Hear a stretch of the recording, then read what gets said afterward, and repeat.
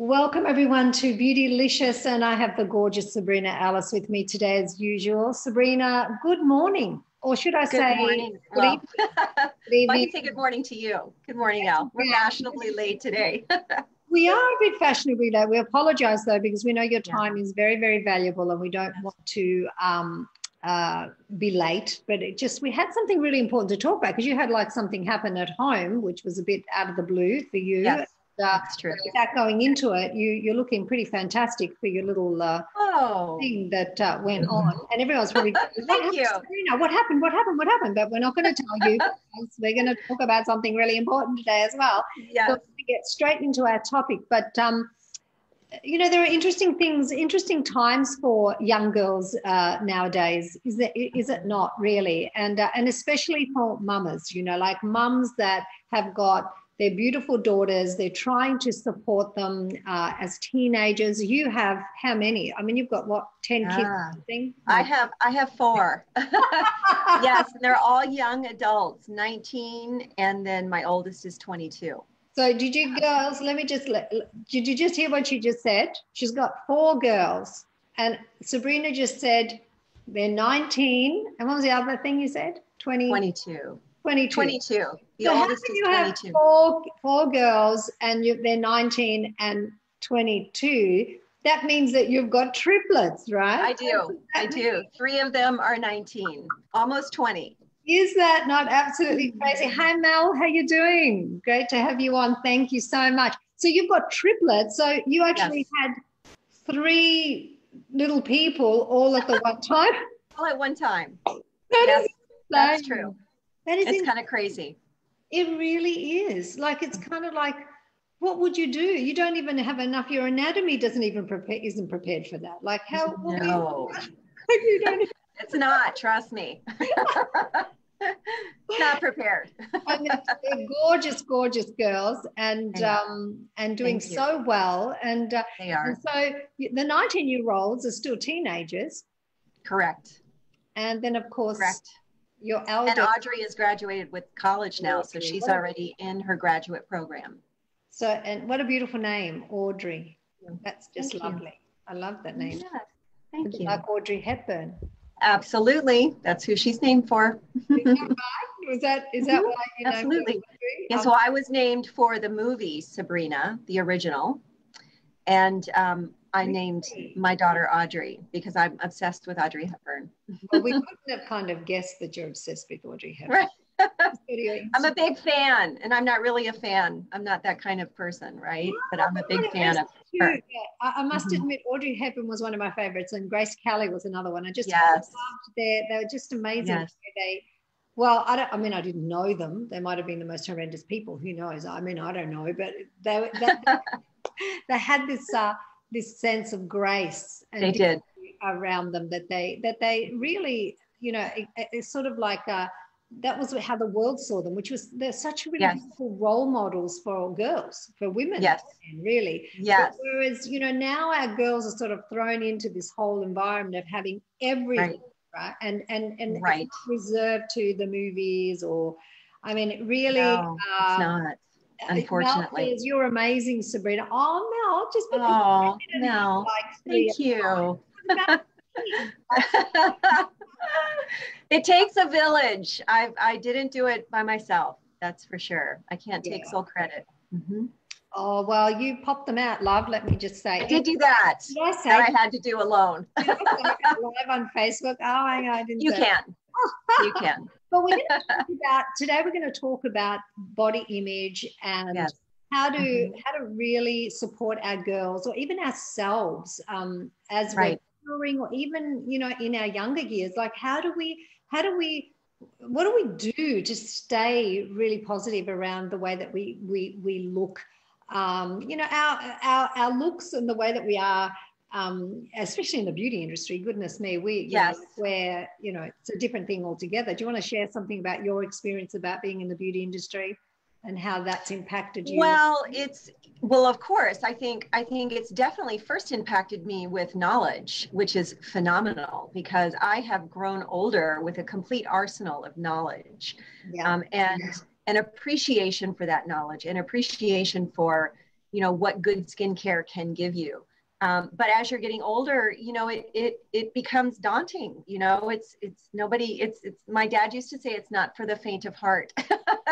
Getting older is it's a battle in some respects, but it is a battle. I think even when you do it well, it's still a little bit of a battle. I think one of the things I'd like to really speak about is body image too. I want to talk about that because I mean, for me, I went through anorexia and bulimia in my late teens, and certainly that was like that was a huge experience, and in a way, when I look back, it was also the recovery from it was just such an incredible opportunity. But you know, it's such a right now for young girls.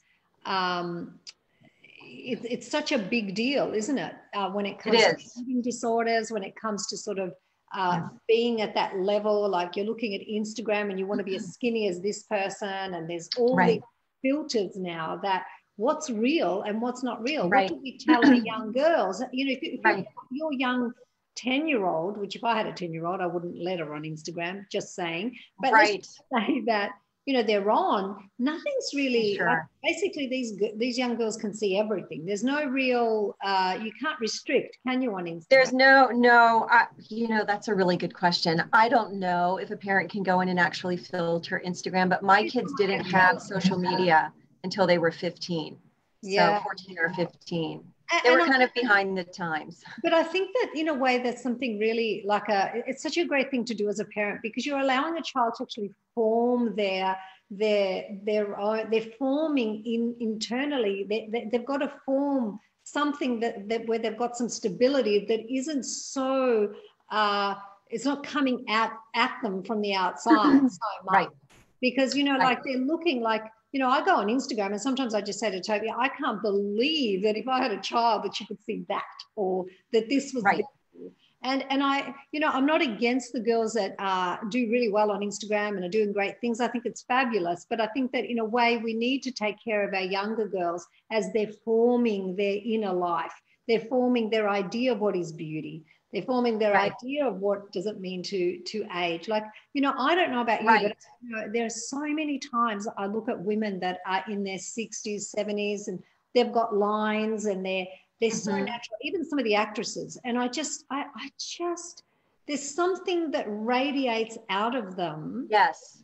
And their wrinkles, to me, like, I just don't look at people and think, oh, you've got wrinkles. You know, what's wrong with you? I just don't know that I have that idea of perfection, that's where my idea of perfection or the value of a human being is. But because we are so bombarded as a society now with Facebook, Instagram, and we have these images everywhere of this kind of, I don't know, would I say pseudo perfection? Like, oh, of course. Of course. And, you know, for a long time before, you know, we've had cell phones now for quite a while, even though I didn't have my first one until I was around my mid to late 30s or early 30s. But, you know, our kids have grown up with cell phones, and prior to them actually having cell phones, I always talk to my girls about how that's not real. You know, you're looking at these photos of these women, but it's not real. And it's really hard for them to wrap their heads around that until now, because now we have all of these apps that will do this for us.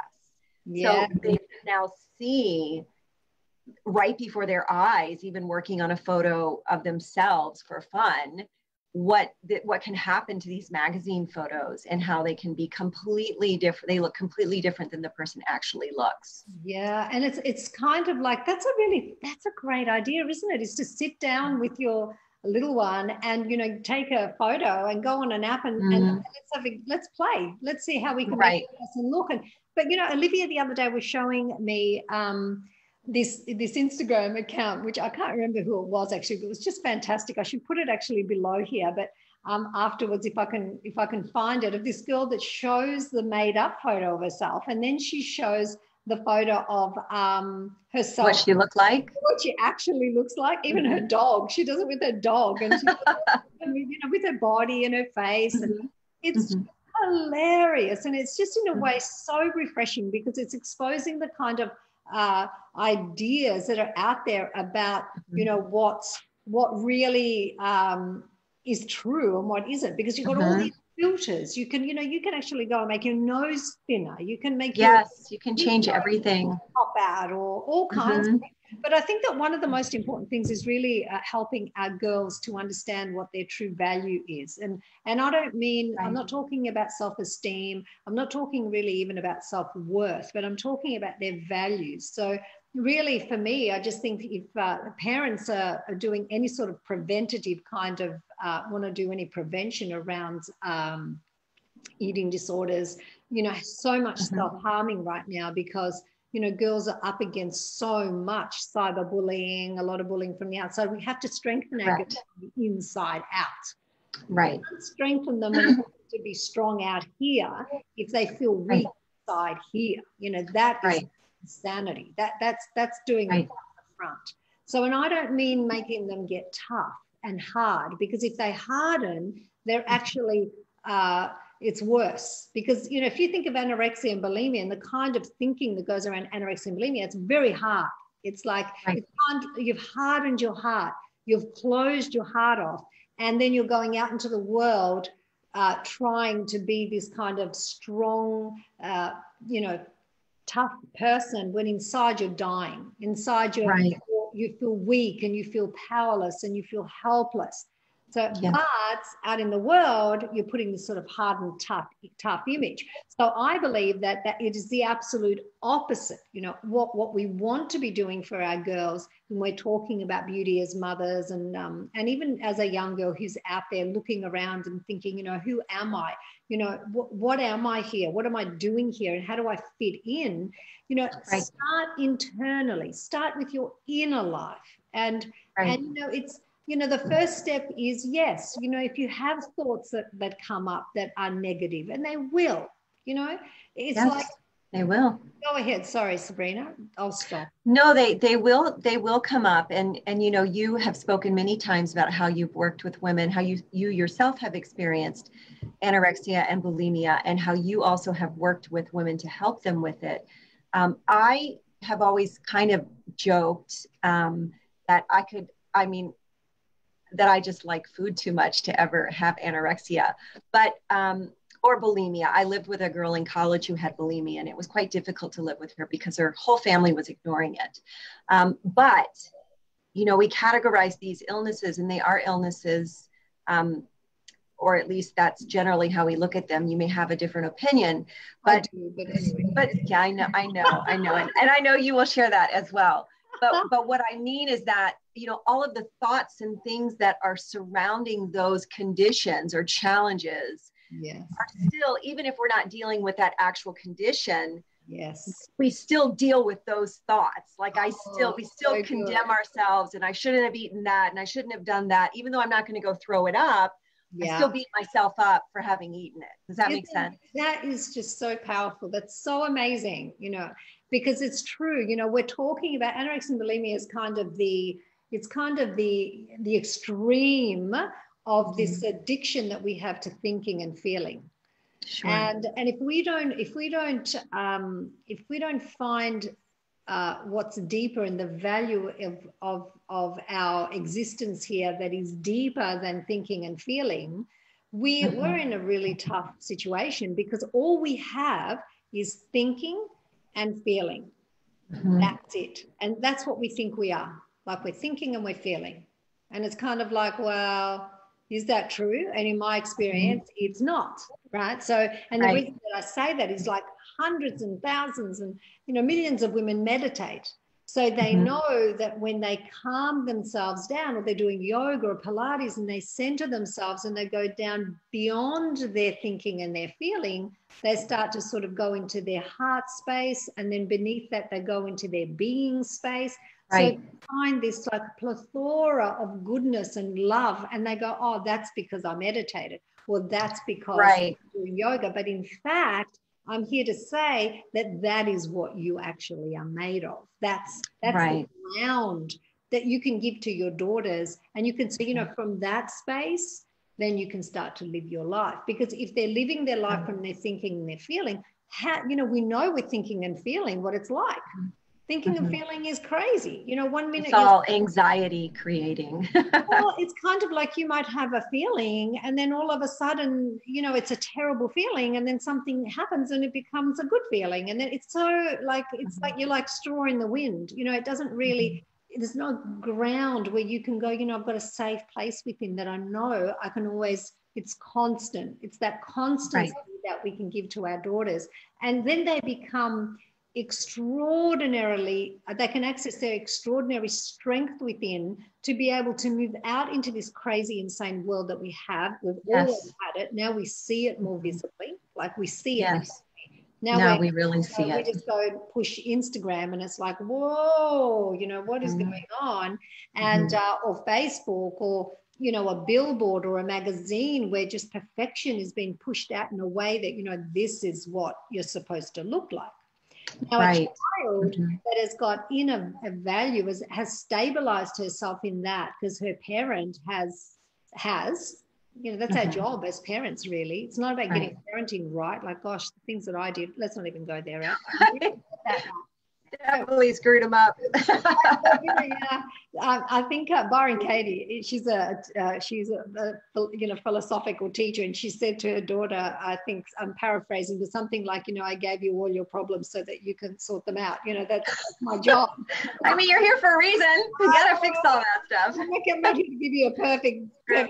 But anyway, so it's true in a way. You know, when I look back at the times that my children, the parts of my bonds, with the bond that I have with my children, and I'm sure for you, Sabrina, too, that have held and can't be broken are the times when I've been real with them. And it hasn't been about activities or, you know, yeah, sure, you remember things and it's sweet, but it's about those times when you hug and you know something, you know, you're knowing something about that hug, you're knowing something about that connection with your, you know, with your child, or, and they're knowing something, and that sustains, that builds something, that builds the bond. So it's kind of like that time when you look at each other and you kind of think, you know, there's a twinkle in your eye and they look back at you. I remember these times with my children so often, and there's just this love there that holds, that builds this deeper bond and deeper value that is, it's deeper than thinking and feeling. It doesn't have to be in words. I mean, in fact, you know, we constantly, I remember always having to tell my kids when they were little that I loved them because I wanted them to know they were so loved, you know. Right. I think, did you do that? Of course. Yeah. And like, because I remember when I was growing up, like I didn't get that from my parents, because my parents were, you know, like they just didn't think like that generation. Right. Mine neither. Yeah. So I was going to be the parent that was just going to lay it on. I was going to make sure my kids never walked away. I wasn't loved, you know. And I felt like by saying it that, you know, and children, they know that. But it's kind of like we have to find different ways as parents too to really sort of find that constant and be in that with our children, rather than you know, thinking that if we buy them something or give them something, we always of course, you know, it's okay to do all those things, but it's just, there's something that comes first, I think. And if there's a parent out there that listens to this later or is listening now and they think, you know, how do I be with my daughters, especially with self-harming and eating disorders and negativity? I mean, suicide is at all-time highs, you know, like how do I help my child to be able to withstand bullying, cyberbullying? You don't get them to do that out here first. You have to flip it. You have to get them to really start to get a sense deeper than they're thinking, they're feeling, of stability and a level of safety within. You know, what are they, these beautiful little beings that come to this world? And just staying in thinking and feeling is like just, and building in that space makes them very, very vulnerable. They become vulnerable to their thinking. They become vulnerable to their feelings. And so if they have a good feeling, they're happy. If they don't have a good feeling, they're not happy, you know. this instability. And so for me, I think when we talk about parenting our daughters and how do we give them a positive body image, is we have to give them a positive inner, we want to give them positive inner ground, you know, not even positive, but the constancy. So I think it'd be beautiful to go and do a yoga class or a meditation class with your girls, you know, like, isn't that just a beautiful thought even? Did you ever do that? I have done that. I've worked and just working out in general too with my kids, but going to yoga classes with my kids, actually doing them in our basement together. We've done a lot of that together and it's wonderful. It's definitely a great bond builder. It really is, isn't it? And it's kind of like, you know, taking them into that space that is deeper than their thinking and their feeling. And I know that can be confusing for some people. It's like, Al, but how do we ever stop thinking and feeling? You don't have to. But you can change the relationship you have to your thinking and your feeling. That is really important. If you can change the relationship, then you can change everything. Like all of a sudden, you're not dependent on a positive thought or a negative thought, and you're not controlled by your thinking and your feeling.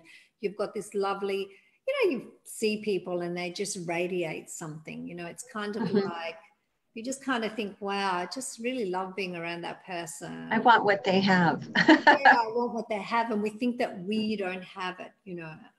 So, you know, when you prepare your children for, in the way to be with their thinking and their feeling in a way where they're not against it, they're not for it, they realize they're going to have thoughts and feelings. And it's not about teaching them that, it's about the demonstration of it. You learning it first. And Right. And as you learn it, you demonstrate all the time, don't you? Right. And the sooner you start doing that with them, the better off they will be. Yeah. And I think it's, you know, I remember there was one thing about cyberbullying that came out in one of the beauty groups, and I actually did an interview with, it was with Christy McKenzie, actually. I just adore her. She's beautiful. She's got she's got twins. They're gorgeous too. Nice. And we were chatting about cyberbullying, and we were talking about, you know, how do we prepare our children? How do we help our girls? And we did speak about this specifically. You know, it's it's the inner life of every human being that's where we have to start. We have to go there first.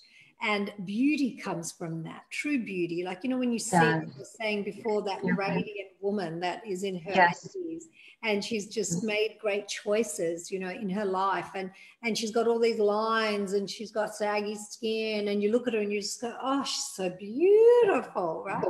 And that really is meaningful. Yes. There's real truth in that, you know. And then you might see someone that's been very bitter and very vindictive and really held on to those beliefs and hardened, and you see her in her 80s, and you kind of think you can see it on people's faces. Yes. Well, you can't really now because they Botox a lot and do a lot of but you can still see it. It's true, even in their 80s. But you can still see it in their eyes, you know, you still can see that, you know. I was watching a show the other day, which I found absolutely hilarious, and it's called The Letdown. And I think everyone, it's an Australian. I've heard of that. Oh, it's hilarious. I don't know if you guys have it in the States, but it was on Netflix. And it was about mums and how let down they are when they have their babies, because they're just like so freaked out. And there was one thing, the care mother, you know, what do you call the person that cares for you when you have babies? You have like a nurse. The midwife or the... Oh, yeah, maybe. Well, she was like a bit of a doula, you know, like you'd go and she'd be supporting and helping them, you know, with their babies after they were born, checking and weighing them up. Yeah. Anyway, she said, you know, your baby learns from your expressions. You know, your baby, she's going to learn from the way that you express yourself and when she sees on your face, you know, and it's really important. She said, unless you're one of those Botox mothers. And she's not going to learn a darn thing. Not going to learn a thing because she can't see. Oh, that was just so funny. Anyway, I've got nothing against Botox. I think I know. Go out, do your thing. But I thought that was hilarious. And I must admit, he's not into Botox. He laughed a lot. So anyway, but you know, it's interesting to consider these things as we're demonstrating to our children. So it's kind of something that we have to learn first. Right.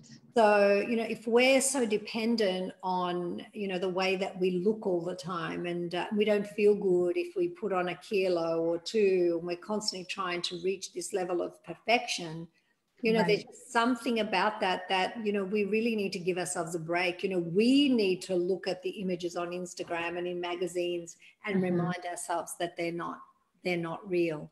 Correct.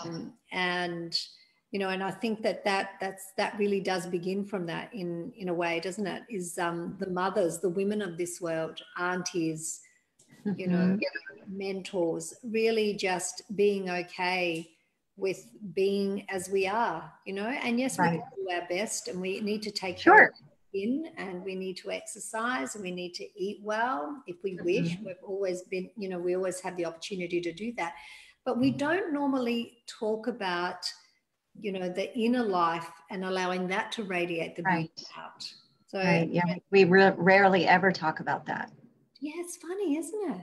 Like for me, that is a given. Like I know when I go and look in the mirror in the morning, if I haven't really gone in and just internalized what's going on for me before I get out of bed, and I just go and I look in the mirror, and if I've got something going on and I'm a bit sort of like tight, sure, that's a good word, tight inside myself, and I look in the mirror, that's what I see. Like I see that, and so what, it doesn't matter how much makeup I put on and how amazing my brows look, or, if I put lippy and blush or whatever, that is what I'm being on the inside. So that's it. I'm building that. It almost radiates out through your face. Whereas if I'm really open and I'm free of tension, and I've taken a moment to really consider the significance of just relaxing and really letting go, it's like now. Do it now.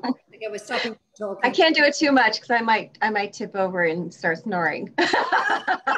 Oh yeah, it's a bit late. We can't have you like snoring on the... I won't snore, I promise. I always wait until after to snore. Yeah, that's actually a really good idea. We better keep that one up. But you can see that lack of tension and that relaxation. And like I've explored so many things in my life, as you know, and there was this beautiful Indian sort of like sage she was, and her name is Ananda Moima or something like that. I might have got that wrong, but anyway, don't criticize me. I'm doing my best. I couldn't remember. I think Moima, I think that was her name.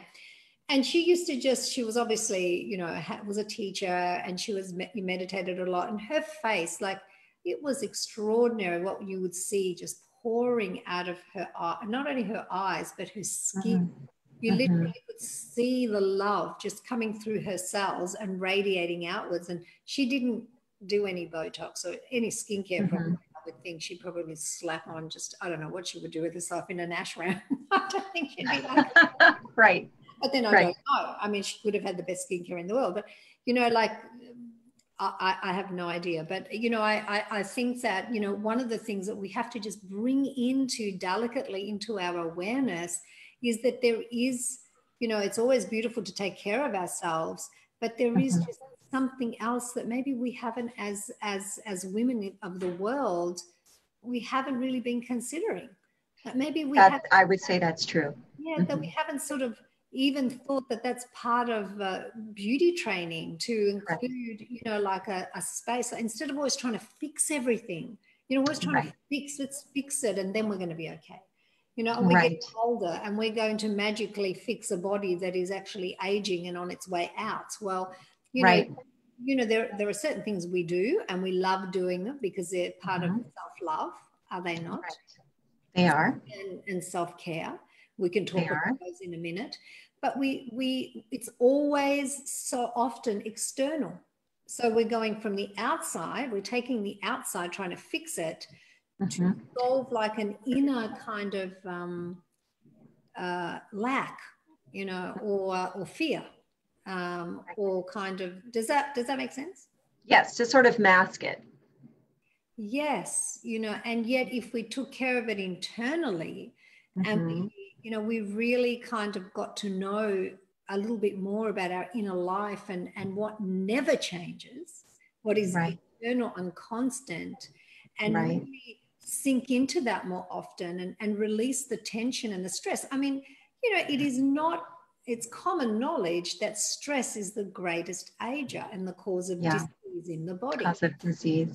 So the more stressed you are, the more fillers you're going to need and the more Botox you're going to need. And I have to tell you now, because the more you stress, the more you're aging your cells, you know, because that's correct. Stress does. It's like, you know, sugar does that. It causes Yes. glycation, and we could talk about glycation soon, and, you know, about that and what happens to the skin. But if you think about, you know, I want to be as beautiful as I can be as I'm aging, of course you have power over that, but it comes from an internal space as self-care. The foundation of that comes from within.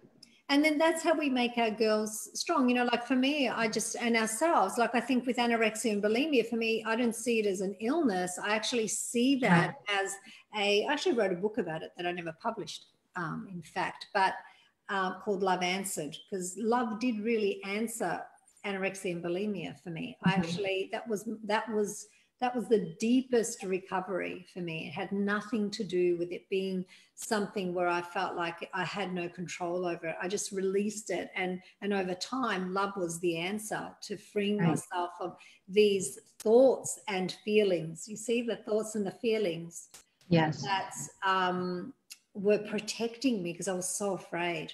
I was just so afraid. I was so afraid of everything.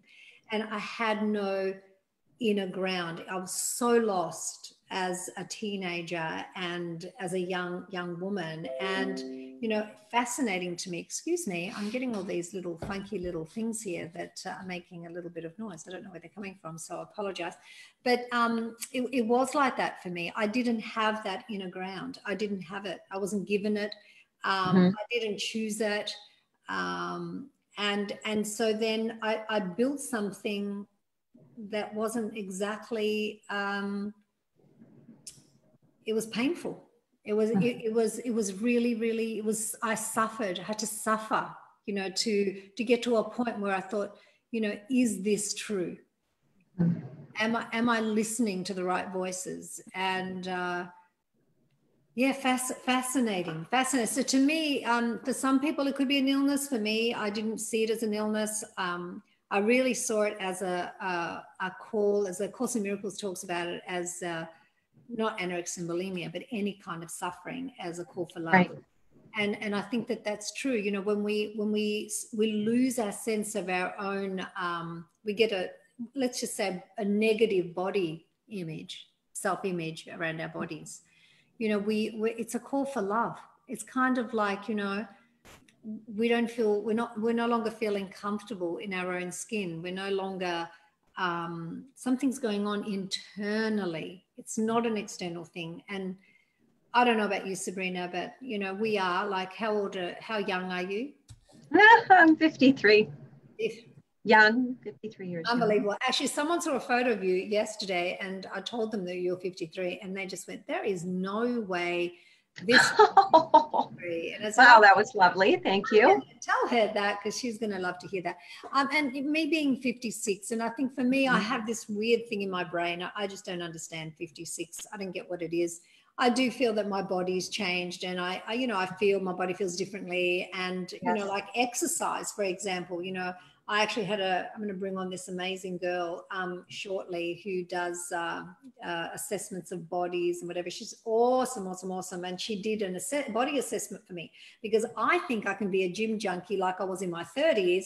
And I go back out to try and do that. And my body's just kind of going, well, you can't do that. Yeah. Oh, that sounds really good. Yeah, I remember. You're not going to be doing that now. Yeah, but that's not. Yeah, no. So it's kind of like, wow, you know. So there are things that you have to move through, and but, you know, when I look back at my life and I look also, if you've done things with your body, even your mind, and you kind of think, well, you know, oh, maybe I shouldn't have done that and I'm going to age badly. It's not like that. When you think of your body actually, your organs, they change. Like every single cell of your organs can be brand new, you know, if you put in it, you know, really beautiful thoughts. You change your relationship to your thinking and your feeling. You can do that now. Release the tension, drop that tension, and just get quiet and still as often as you can in the midst of the crazy. Because, you know, we always talk about the external world as crazy, but we do also, let's be honest, have an inner crazy. Right? We have our own crazy. Yeah. Our own brand. We have our own crazy, which is, you know, our thoughts, our feelings, our emotions. You know, we have everything we need before we can be happy, and we want this. Right. And we need to know everything, right? We need to know that our kids are going to be safe and that this is going to be okay before we can stop and be happy. But the reality of that is that's all a little crazy. So in the midst of that, I love to find my peace. I love to just relax and get quiet and just give that constant more of my attention, more of my awareness, that constant just, you know, is just there. And you know, sometimes I can actually feel it in my body. The more that I give it my awareness, I can feel it just fill me, and it's so beautiful. And then you really feel like doing good stuff for yourself. You really want to go and just cleanse and, you know, do it gently and lovingly, have a bath. You know, nothing is done with this sort of kind of need to forcibly shift or change something. It's not coming from a tension or a fear. I think that's really important. I feel very relaxed now. I just want Me too. Sorry, girls, we're just going to chill out and just chillax. Anyone want to go into a meditation? We're about a little meditation moment. It really is true, isn't it? That quietude and that we really don't give enough attention to, and we think that we'll do it in a meditation class or a yoga class, and then we go crazy.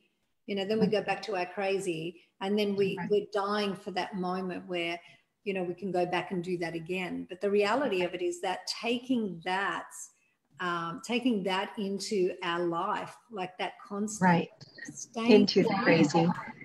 Into crazy. Let crazy be crazy, but you just bring that, just stay in that quiet space. I used to love when I used to do my facials in my salon, actually. One of the things I used to love is getting my clients to breathe with me. I used to do a lot of traditional, you know, the really sort of traditional facials because I love them so much. And I still love getting them to get into the rhythm of breath with me. And do you do that in your? Yes. It's so beautiful, isn't it? And I think that clients, like, they love that because it's women love that. Like, you know, we don't go into it much, but we just love it when we're there, and just meditating together. And it used to be so beautiful. And I think that's such a huge part of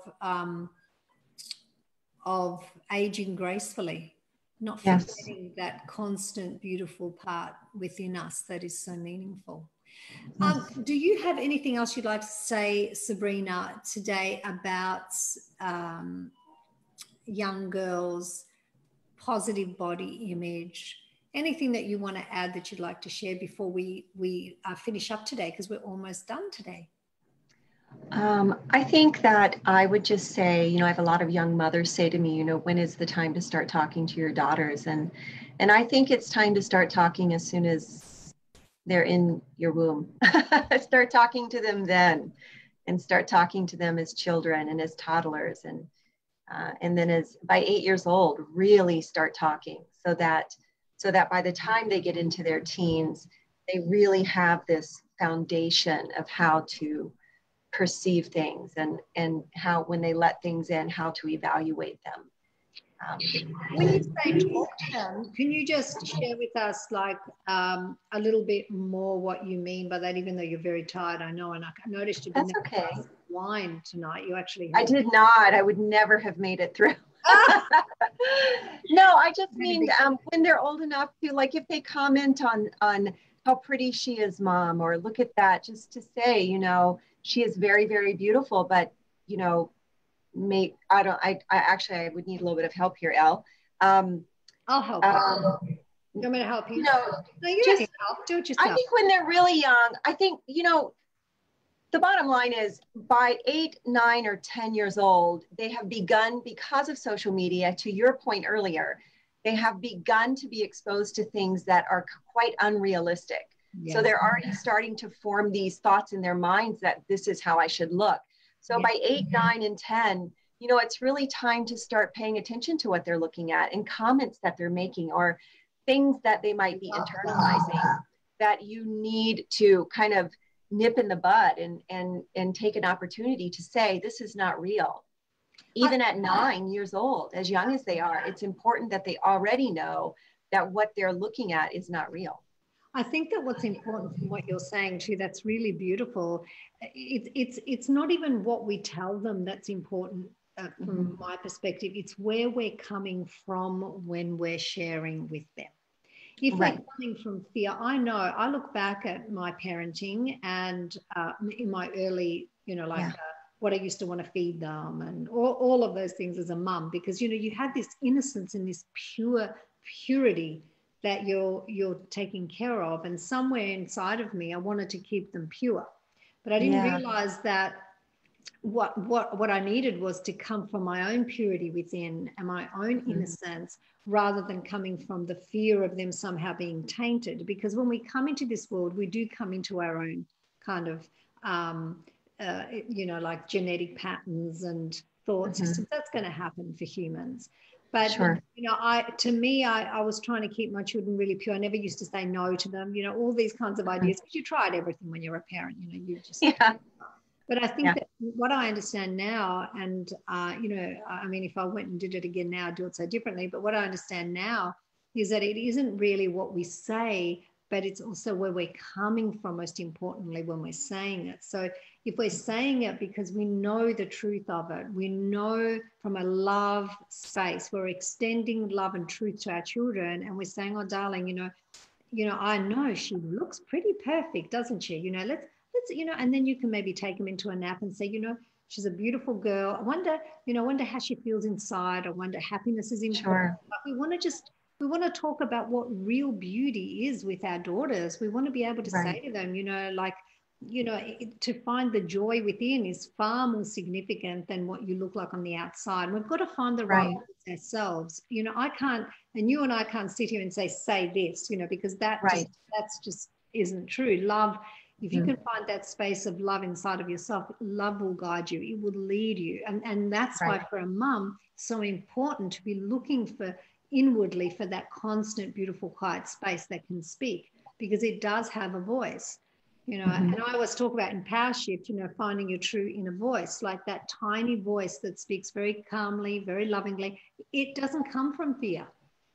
It's not to say to her, you know, it's not thinking, oh, I've got to teach her how to do that, because if I don't, then she's going to have an eating disorder, or she's going to be bullied, or, you know, we're not projecting that onto our children. We actually very, very beautifully are coming from a space of love and truth. And the truth is that these girls, then, you know, what we're seeing on billboards is a very beautiful piece of art. It really is. I love magazines. You know, I'd spend all my money just buying so I can look at the pretty pictures. I just love it. But to me, it's art. It's not real life.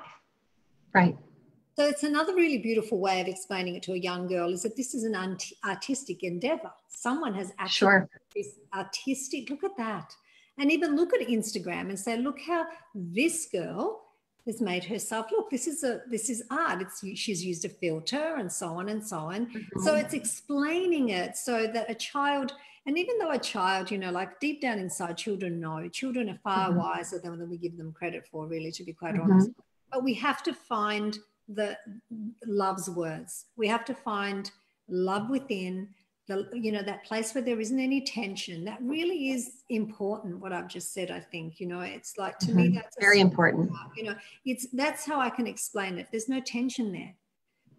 Like there's no raging kind of war going on in there inside. It's just tensionless.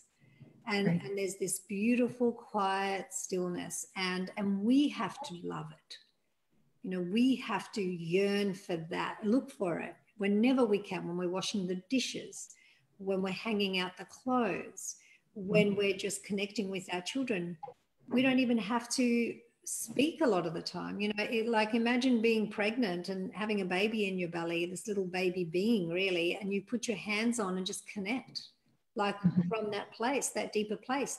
We don't even have to use words to connect. You know, there's so many other beautiful ways. Like if you're finding that tensionless space within, you're not talking, you're not using words, you're not thinking, you're actually completely just relaxed. And we kind of don't think we can connect like that. You know, it's an interesting thing, isn't it? The world has got so much to learn at the moment. It's like, it's so exciting for me. I feel like we're at a cutting edge, so to speak, of what there is that we can all learn and how we can be with each other in such a beautiful, beautiful way. But I hope that we've been of value today. We've spoken about a lot of things, but we have. And I think that beauty and body positivity, you know, like a really positive self-image doesn't come from the outside. That's the takeaway. It really has to begin from within. Yes. And then it moves out. Whereas what we've done most of the time is we try and create it out here, and then, yeah, then it's I don't know, it doesn't work really, does it? No. Yeah, it leaves us very vulnerable and always trying to improve or get better or to reach that level of perfection. And the funny thing is too, just to finish up, Sabrina, is that a lot of these things happen unconsciously and subconsciously. So, you know, we might say one thing, oh, I don't care what people look like, but then on the inside, we're sort of running a different story. So we want to get our children to get strong inside. We want to take them to that place of love and beauty that is on the inside within, and let them find their way. Let love lead them. And yeah, love is tensionless, isn't it? And it is beautiful, and we all have access to that. I can tell you're going to have the best sleep tonight, Sabrina. I think you had a really big day today, like you were in salon today. Yes, I was in salon today, but I was also dealing with other things that with the house. So yes, yeah, you mentioned that to me earlier. Yeah. Had quite a few things that you've had to handle. We've had a few things to handle this end too, and we've all got a lot going on. The world is dishing out so much right now. It is. So I just want to say to our listeners and to our beautiful audience, just you know, like all I can say to you is that you can. You are capable, way more capable than you can imagine. And, you know, you're an extraordinary source of unlimited energy. And if you think of yourself like that, such a beautiful way to think of ourselves is that we really are an unlimited source of energy, and we're able to really radiate that. And we have also the ability to navigate in all our thoughts, all our thinking as that quiet, beautiful inner beauty. And that really does matter. So thank you everyone so much. We're going to let Sabrina go and have that glass of wine. Not that she told me. Oh, no. And then she's going to go straight to sleep, and she's had a huge week. Thank you so much for being here with us, Sabrina, today. Yes, thank you for having me. Yeah, it's always fun. It is fun, isn't it? And I think what we want to do too is next week we're going to be talking about the life choices, it looks like here, that keep us looking and feeling young. Yes. Do you think we should talk about that? Maybe someone will send through another question. We'll talk about something else. Who knows? We might talk about that. It's going to be a surprise. That's what we have to say. Thank you so much. That's right. Thank you, everybody. Thank you for being with us. Take care, everyone. And we'll be back again. Bye for now.